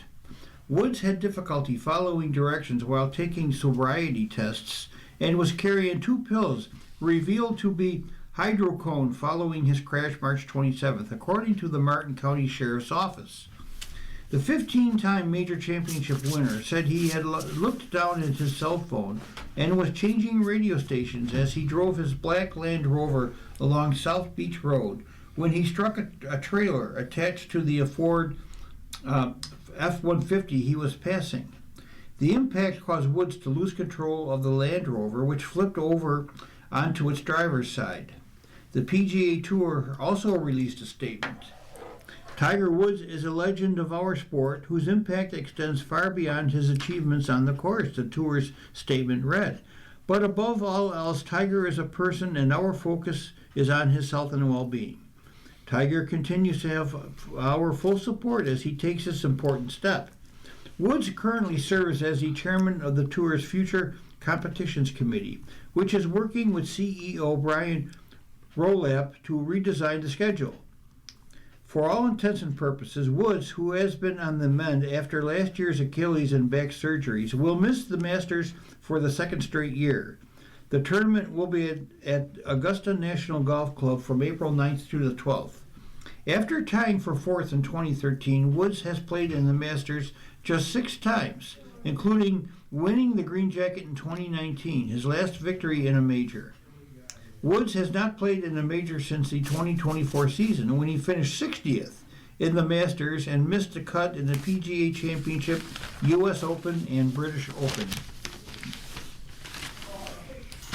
Reed, Mahomes, bond in an off-season rehab. A short football article by Jarrett Bell. The dateline is Phoenix. Talk about new territory.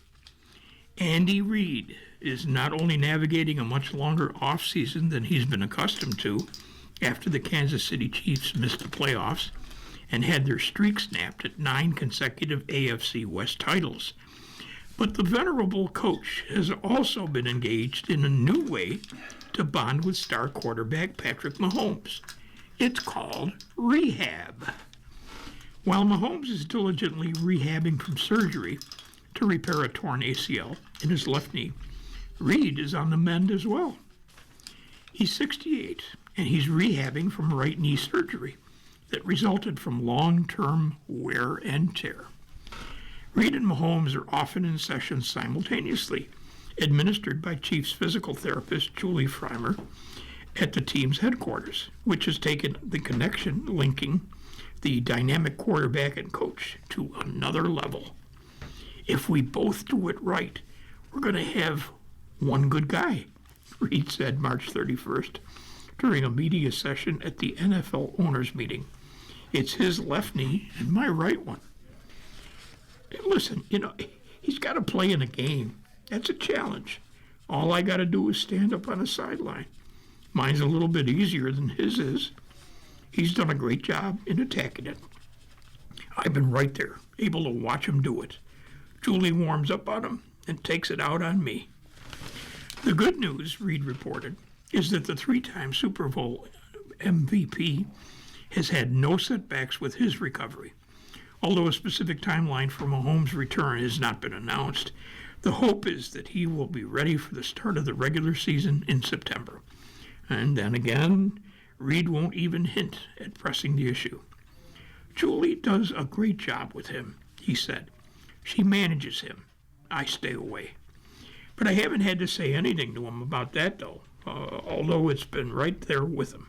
Although I've been right there with him. I've been able to see him every day. He's in that building. He's doing great. Now, the status of Mahomes' recovery will likely represent the NFL's most compelling storyline heading into the coming season.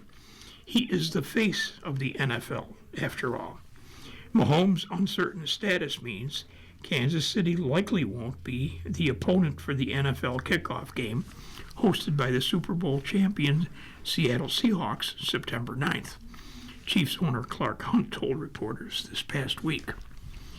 I don't think that's on the table anymore, Hunt said.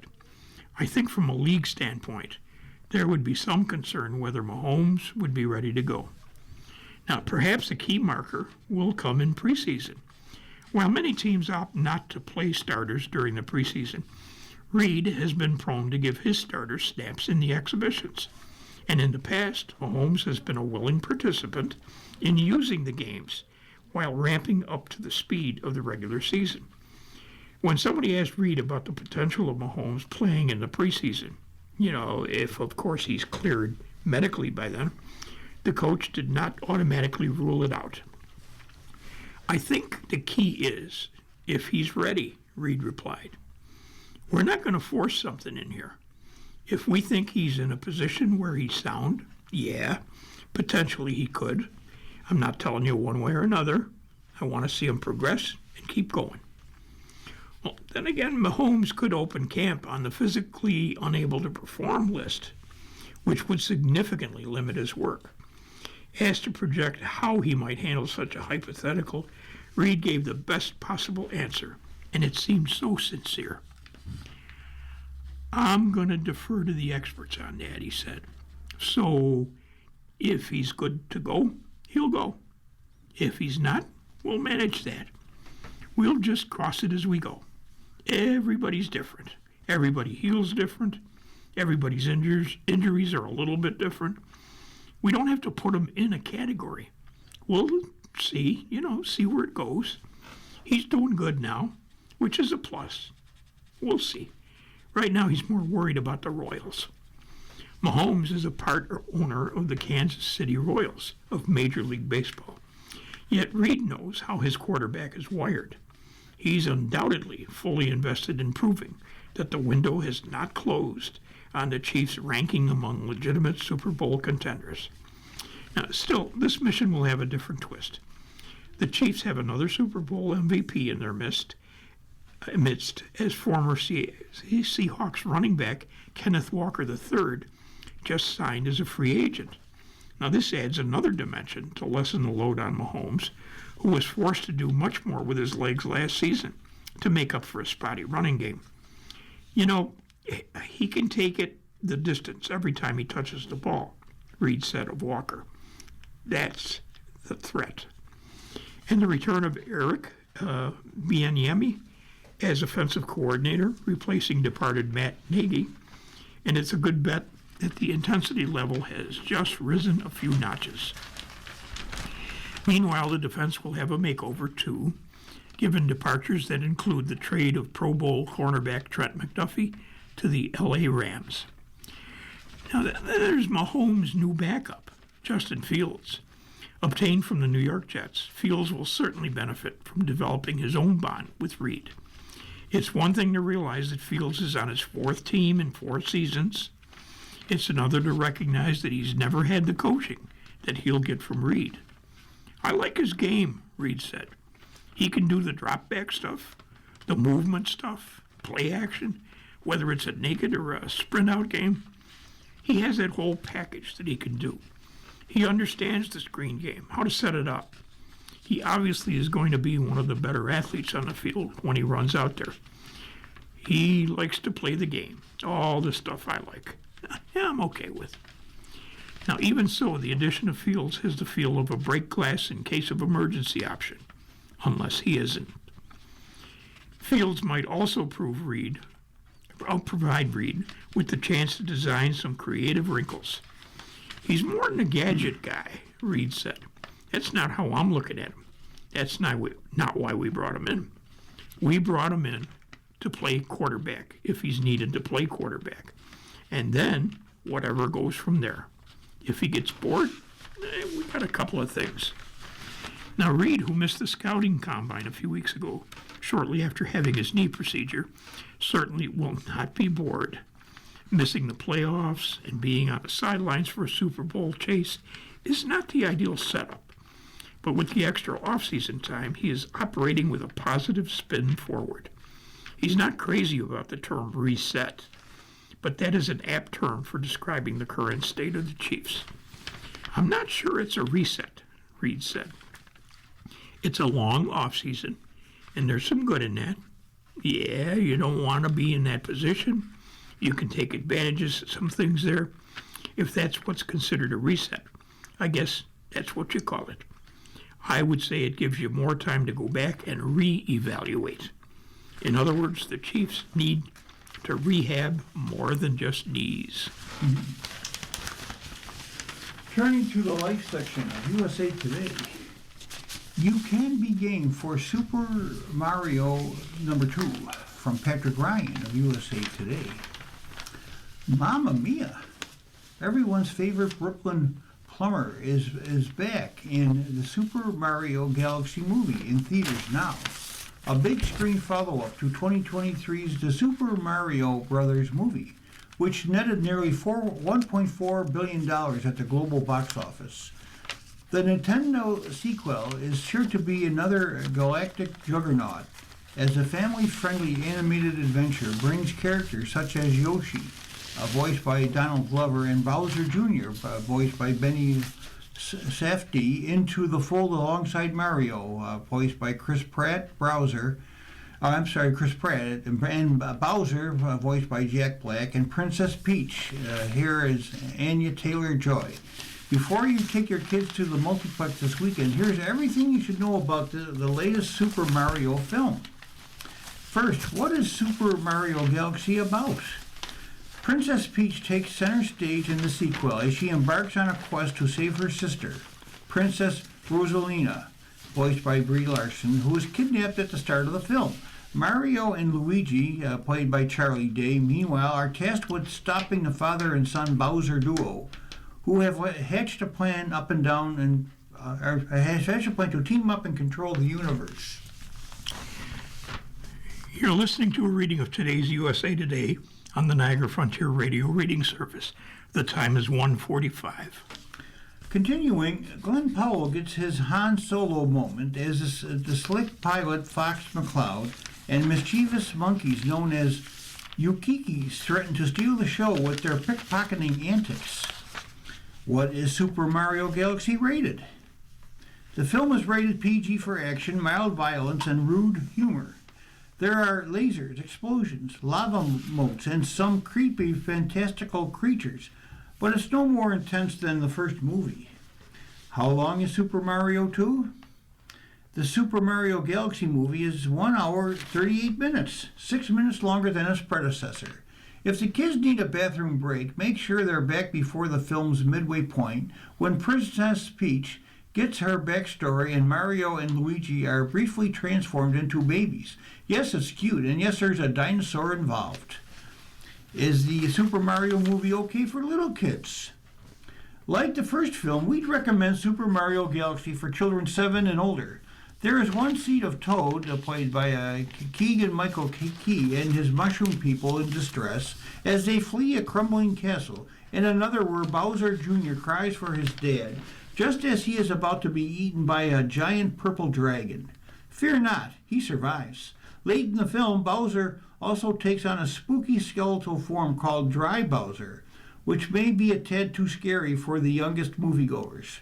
A sassy fan favorite, Luma, returns to crack some dark jokes about death, and there's a coterie of mafioso critters who intimidate Princess Peach at a casino. But in general, there's nothing that your kids wouldn't already see or hear from playing the video game. Finally, when does the movie come out? The Super Mario Galaxy movie is now in the theaters. Lamar Odom relives the good, the bad, in something called Untold.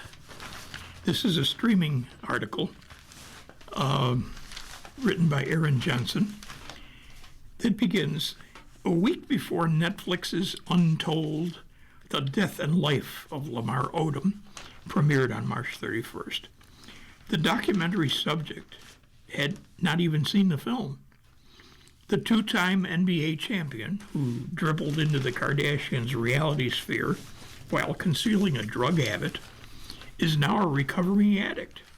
He's approaching 60 days of sobriety when we spoke on March the 24th. Odom completed a 30-day stay in rehab in February, following an arrest on suspicion of driving under the influence a month before. Odom has pleaded not guilty. A bench trial is scheduled for July 7th. Every recording addict knows that you want to kind of stay away from things that were traumatizing in your life, Odom told USA Today. The 46-year-old, who has been sober since January 28, welcomes the opportunity to share his perspective by revisiting the tragedies and transgressions in interviews come in a cost. I was telling my girlfriend on the way here, it's like swimming in a cesspool of trauma, Odom says. His current partner hasn't been confirmed. Now, I'm trying to get back out of it, but the story reels me back into the pool every time. I just know I'm bigger than the situation, and I hope to help a lot of people by giving my testimony, not just with the story, but just in life. We can all overcome addiction. On Tuesday, October 13, 2015, Odom was found non-responsive at a now demolished brothel approximately 80 miles outside of Las Vegas. They need to hurry, please, a person at the Love Ranch begged in a call to 911. He's got blood hanging out of his nose, white stuff coming out of his mouth. They can't get him to wake up. Odom spent nearly 3 months recovering at Cedars-Sinai Medical Center in Los Angeles. He says he suffered 12 strokes and 6 heart attacks, but he ultimately defied doctors' predictions that he would never walk or talk again. At the time of the incident, employees of the Love Ranch told the Nye County Sheriff's Office that Odom used cocaine the Saturday before and had taken multiple sexual performance-enhancing pills. But Odom insists he did not OD on cocaine. I didn't have any cocaine to take to the brothel that day, he says, and I was kind of heated that I just signed these divorce papers from ex-wife Khloe Kardashian, and I thought I was going to live out a young addict mind's dream and go to this brothel with some cocaine and go all out that night. That just wasn't the case. It was like a hit, Odom says, of what transpired at the Love Ranch. Obviously, they missed. I don't know if they want to finish the job. In the documentary, Kardashian reveals that Odom's lungs collapsed during his hospital stay. The Chloe in Wonderland podcast host says Odom's medical team advised they could perform surgery with like a 10% chance it will work, or he could die on the table. Odom's former Lakers teammate, the late Kobe Bryant, helped me make the decision of doing the surgery, Kardashian says in Untold. We got his lungs to work. He did not die, but he fell into a coma. He's been more than a brother to me, Odom says of his relationship with Bryant, who died in a helicopter crash in 2020. It's the reason why I got him tattooed on my neck right here, so he can kind of stay in my ear, help guide me through this thing that we call life. My relationship with him was really special, and I kind of adapted and adopted the Mamba mentality. And the Mamba mentality is basically putting your best foot forward every day. Now, Odom says he has not been in touch with Kardashian, whom he divorced in 2016. He's not seen her since their televised reunion for Hulu's The Kardashians, which aired in February last year. Their meeting at times felt awkward, tense. Kardashian met Odom's overt warmth with unsettled feelings about their tumultuous past. To me, it didn't really go well, Odom says. Felt like she was in attack mode, but I can't really invalidate her feelings, and I won't do that. I kind of almost felt sorry for her, in a sense, when I walked away from it, even though I know she's okay. She's in a good place. She has kids now, True and Tatum Thompson, with her ex, Tristan Thompson. But I could understand the hurt that I caused her. Kardashian and Odom's courtship was quick. 30 days after meeting in 2009, they tied the knot. It's a time that I would not change, Odom says, for the most part. Only thing I would change would probably be my actions. But it was a part of my book, part of my history. It ain't going anywhere. But all I can do is try to be the best man I can be now for myself, for my children, Destiny and Lamar Jr., shared with ex-Liza Morales, and for my family. Returning to our first section for this article, Kit Kat launches candy bar tracker as heist goes viral. Thieves in Europe make off with 400,000 treats from Melina Khan and Mike Snyder. Kit Kat is not sugarcoating its quest to find thousands of missing chocolates after thieves targeted the candy bar maker. Days after Kit Kat announced thieves in Europe had stolen an entire truck containing more than 400,000 of its candy bars, the company has launched a stolen Kit Kat tracker to help find the missing treats. Someone really stole 12 tomes of Kit Kats, and we really want to know where they've gone, Kit Kat said in a statement posted to X on April 1st. The brand emphasized that the stolen bar tracker is not a stunt or April Fool's joke. Nestle had confirmed in a statement to USA Today that thieves stole more than 12 tons, or about 414,000 Kit Kat bars off a truck leaving an Italian production site the week of March 23rd. The Swiss food producer distributes Kit Kat bars globally, except in the United States, where Hershey has the rights. Nestle launched the stolen Kit Kat tracker on its website April 1st. Help us find them. Use the stolen Kit Kat tracker, Kit Kat wrote on X. The tracker directs customers to find the 8-digit batch code on their Kit Kat bar and enter it into the tracker. It then indicates whether the chocolate is from the stolen batch.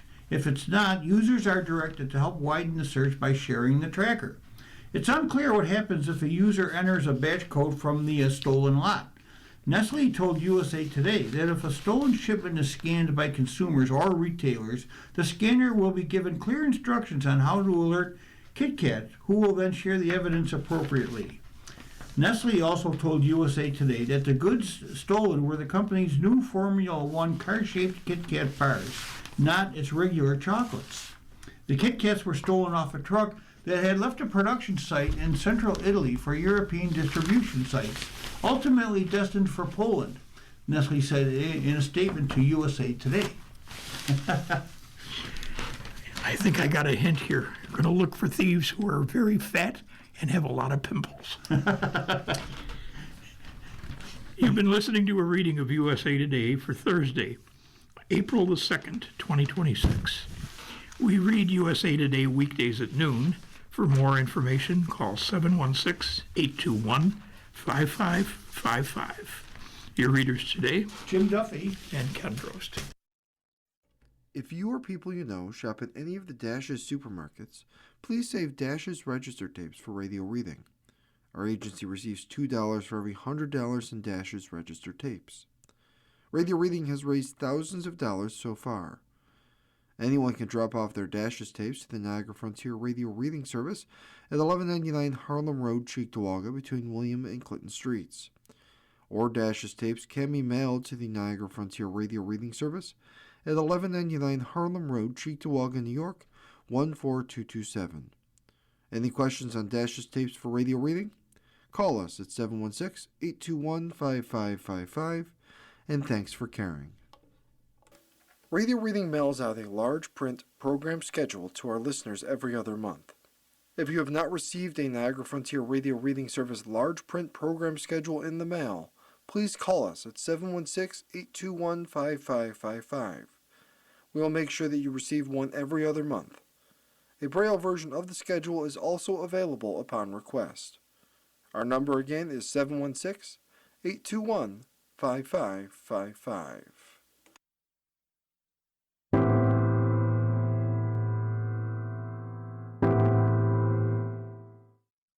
Coming up next in the Niagara Frontier Radio Reading Service, we got episode number 14 of Buckeye by Patrick Ryan.